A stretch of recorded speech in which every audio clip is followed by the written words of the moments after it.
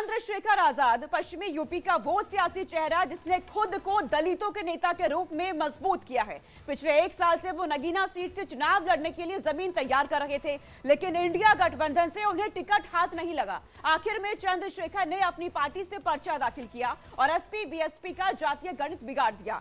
2009 में अस्तित्व में आई नगीना सीट पर अब तक 3 चुनाव हुए हैं। बीजेपी, बीएसपी और समाजवादी पार्टी ने एक बार जीत दर्ज की है। पिछले चुनाव में एसपी, बीएसपी और आरएलडी के समर्थन से बीएसपी ने जीत यहां दर्ज की थी, लेकिन इस बार चंद्रशेखर के मैदान में उतरने से मुकाबला यहां पर बहुत ही दिलचस्प हो चुका है। बीजेपी ने इस बार ओम कुमार को टिकट दिया है। उनके सामने है एसपी से मनोज कुमार और बीएसपी से सुरेंद्र पाल सिंह। नगीना सुरक्षित सीट पर करीब 50% मुस्लिम वोटर हैं और 22% यहां दलित है। यही वजह है कि अखिलेश और मायावती ने पूरी ताकत झोंक रखी है। आपको यह भी बता दें कि पहले चरण की 102 सीटों पर 19 तारीख को वोटिंग है। आज शाम यहां पर प्रचार का शोर भी थम जाएगा। आज जिन सीटों पर प्रचार का शोर थम जाएगा उसमें से एक सीट नगीना भी है।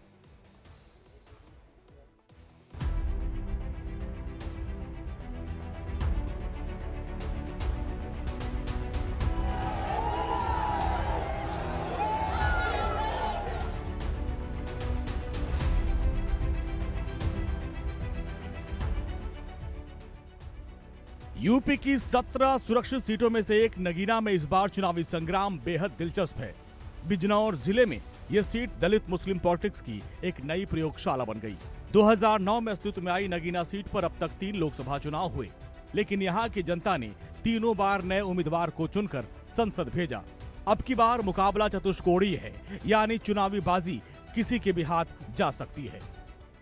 देखिए जी, हमारी सरकार बहुत अच्छा कार्य कर रही है। भारतीय जनता पार्टी की सरकार बहुत अच्छा कार्य कर रही है। आप बीजेपी कार्यकर्ता हैं क्या? नहीं, मैं बीजेपी कार्यकर्ता नहीं हूँ, मैं भाजपा का सपोर्टर हूँ। अच्छा। और देखिए, वैसे आज की तारीख में कोई मुद्दा नहीं रह गया। आज हिंदू और मुस्लिम देखिए कितने आराम से खड़ा है, क्योंकि कोई मुद्दा ही नहीं है।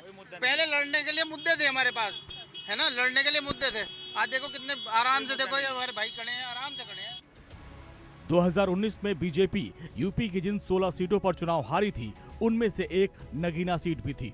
और यही वजह है कि सीएम योगी की अगुवाई में बीजेपी के दिग्गज नेताओं ने नगीना में कमल खिलाने के लिए पूरी ताकत झोंक दी है।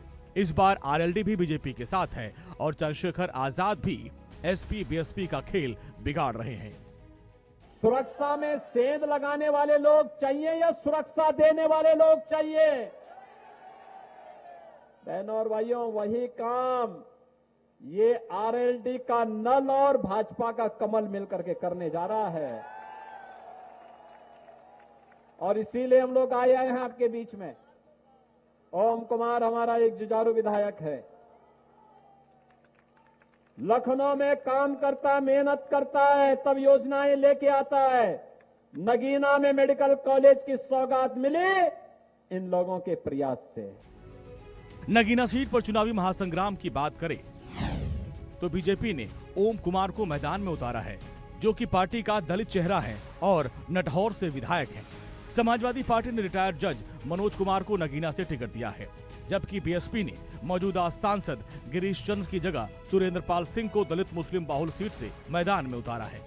लेकिन नगीना के रण में सबसे दिलचस्प नाम है चंद्रशेखर आजाद, जो सभी का खेल बिगाड़ रहे हैं।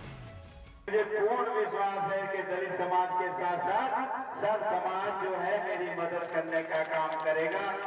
और आप बहनों, ये जो पेपर आपके हाथ में है, ये बैलेट का एक नमूना है। आप इसमें देख रहे होंगे कि सबसे ऊपर किसका निशान है। इसको ऊपर ही रखवाना, सबसे इतना वोट डालना कि ये ऊपर ही रहना चाहिए। जैसा उत्साह है हमारे युवाओं में और लोगों में, चुनावी मुद्दे तो यहाँ पर लोकल मुद्दे हैं। कुछ चिकित्सा जो इस दशा है वो बहुत खराब है, लोग अच्छा इलाज नहीं पा रहे हैं, तो यहाँ अच्छे एम्स टाइप के अस्पताल की आवश्यकता है। कि जनता जो है उसने लड़ने वाले लोगों को मौका दिया। इस जनता ने जिनको मौका दिया वो प्रदेश में मुख्यमंत्री और सेंट्रल मिनिस्टर भी बने। जनता ने तो सबकी मदद की, लेकिन जनता की मदद किसने नहीं की? आज भी आप क्षेत्र में जाकर देखो, इतने बुरे हाल हैं। चंद्रशेखर इंडिया गठबंधन से टिकट चाह रहे थे, लेकिन ना तो उन्हें अखिलेश यादव ने तवज्जो दी और ना ही राहुल गांधी ने। मायावती तो उन्हें पहले ही नकार चुकी हैं। ऐसे में अपनी आजाद समाज पार्टी से वो चुनाव लड़ रहे हैं और सबसे ज्यादा बीएसपी को ही वो नुकसान पहुंचा रहे हैं। यही वजह है कि मायावती के भतीजे आकाश आनंद ने चुनाव प्रचार के लिए सबसे पहले नगीना को ही चुना। 6 अप्रैल को रैली के दौरान आकाश ने सबसे ज्यादा चंद्रशेखर को ही निशाने पर लिया। बहुजन समाज से ही नहीं, बहुत सारे समाज से बहुत सारे लोग लड़ रहे हैं, तो सबको हक है अपनी बात समाज में आके अपनी बात रखने का। तो बिल्कुल आई एम श्योर अगर वो लड़ रहे होंगे तो कोई अच्छी चीज़ के लिए ही लड़ रहे होंगे, परंतु हमें पता है कि हमारी बहन जी क्या काम करती आई हैं और उन्होंने क्या काम किए हैं। हमारे को पूरा भरोसा है, हमारा समाज हमारे साथ खड़ा है। 2019 में मोदी लहर के बावजूद बीएसपी ने नगीना सीट जीती। बीएसपी उम्मीदवार गिरीश चंद को एसपी और आरएलडी का समर्थन मिला था, लेकिन इस बार बीएसपी और एसपी अलग अलग चुनाव लड़ रही हैं, जबकि आरएलडी बीजेपी के साथ है। चंद्रशेखर भी ताल ठोक रहे हैं और जिससे ये मुकाबला रोचक हो गया है। दरअसल नगीना में मुस्लिम और दलित वोटर निर्णायक भूमिका में होते हैं और जिसमें समाजवादी पार्टी और बीएसपी दोनों का वोट चंद्रशेखर के पाले में जा सकता है। अगर चंद्रशेखर ने दलित और मुस्लिम वोट को काटा तो बीजेपी नगीना में कमल खिला सकती है। 2014 में बीजेपी के उम्मीदवार यशवंत सिंह ने इस सीट पर कमल खिलाया था। सुरक्षित सीट होने की वजह से दलित वोट सभी प्रत्याशियों को मिलेगा। अगर मुस्लिम वोटर पूरी तरीके से समाजवादी पार्टी के खाते में नहीं गया तो इस सीट की लड़ाई कांटे की हो जाएगी, क्योंकि जाट और सवर्ण वोटर पूरी तरीके से बीजेपी के पाले में जा सकता है। हमारा कहना है राहुल गांधी करेगा। अच्छा। हाँ, राहुल गांधी का फैन है। हाँ।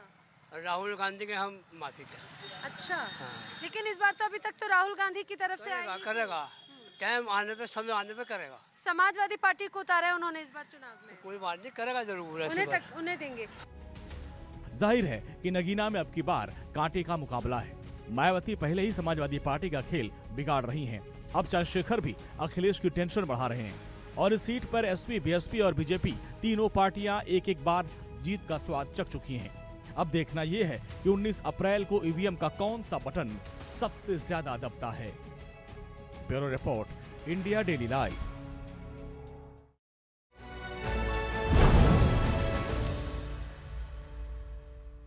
नगीना सीट पर मुकाबला बेहद दिलचस्प हो चुका है। नगीना में सियासी समीकरण क्या है, आइए अब आपको यह भी बता देते हैं। मुस्लिम और दलित वोटर क्योंकि यहां पर हार और जीत को तय करते हैं।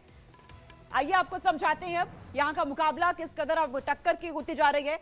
नगीना में मुस्लिम और दलित वोटर हार और जीत तय करते हैं। अच्छा खासा प्रभाव इनका है। एसपी, बीएसपी और बीजेपी एक एक बार चुनाव इस सीट से जीत चुके हैं। चंद्रशेखर की चुनाव लड़ने से यहाँ पर समीकरण पूरी तरह से बदल गए। इसके अलावा युवाओं के बीच चंद्रशेखर आजाद की एक अच्छी पकड़ है। युवाओं के बीच अच्छा खासा इनकी पकड़ मानी जाती है। मुस्लिम और दलित वोट सभी पार्टियों में यहाँ बटेंगे, ये भी एक अनुमान है। जाट और सवर्ण वोट बीजेपी को मिल सकते हैं, ये अनुमान सामने आया है नगीना सीट को लेकर। अगर वोट बटे तो बीजेपी को इसका फायदा होगा, क्योंकि मुस्लिम को लेकर यहाँ कहा जा रहा है कि अच्छा खासा प्रभाव दलित का भी है। वोट बढ़ते हैं तो बीजेपी को फायदा होगा। कानून व्यवस्था और विकास यहाँ पर चुनावी मुद्दा बना हुआ है। जब मुद्दे की बात आती है तो विधानसभा की 5 सीटों में 3 पर एसपी का यहाँ पर सीधे तौर पर कब्जा है। लेकिन नगीना का सीट का मुकाबला जो बेहद दिलचस्प हो गया है। ऐसे में आप देखिए जातीय समीकरण क्या है नगीना का, ये अब आप समझिए। कुल वोटर 16 लाख यहाँ पर है। मुस्लिम 50% है, दलित तकरीबन 22% और अन्य यहाँ पर 28% में आते हैं। और मुस्लिम और दलित का सीधे तौर पर इस सीट पर यहाँ प्रभाव है और ये हार और जीत को तय करते हैं। अब आपको यह समझा देते हैं कि लोकसभा चुनाव 2019 में किसे कितने प्रतिशत वोट यहाँ पे मिले थे। गिरीश चंद्र बीएसपी से थे, 56.31% इन्हें यहाँ पर वोट मिले थे। यशवंत सिंह बीजेपी से 39.78% इन्हें मिला था। ये 2019 के लोकसभा चुनाव का वोट प्रतिशत हमने आपको बताया। अब आपको बताते हैं 2014 में जब लोकसभा चुनाव हुए थे तो वोट प्रतिशत क्या था। यशवंत सिंह बीजेपी से 39.02% इन्हें मिले थे। यशवीर सिंह एसपी से 29.22% ये वोट प्रतिशत रहा था समाजवादी पार्टी का। गिरीश चंद्र बीएसपी से 26.06%। तो ये वोट प्रतिशत 2014 का और 2019 का। तो नगीना सीट अब बेहद ही दिलचस्प हो गई है। यहाँ पर मुस्लिम और दलित वोटर का सीधे तौर पर प्रभाव होता है और अब बेहद ज्यादा ही दिलचस्प, क्योंकि अब मुकाबला यहाँ पर हो चुका है।